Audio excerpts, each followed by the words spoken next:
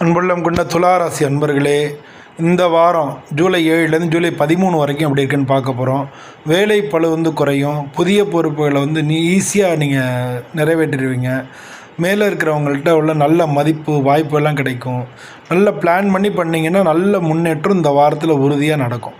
உங்களுக்கு வர வேண்டிய நிலுவைப் பணமெல்லாம் கிடைக்கும். பணம்லாம் உங்களுக்கு கிடைக்கும். முதலீடுகளுக்கு நல்ல காலமாக இருக்குது. வீண் செலவுகளும் குறையும். குடும்பத்திலேருந்து மகிழ்ச்சியாக இருக்கும். உறவினர்கள்ட்ட ஏற்பட்ட மன வருத்தங்கள்லாம் தீரக்கூடிய காலமாக இருக்குது.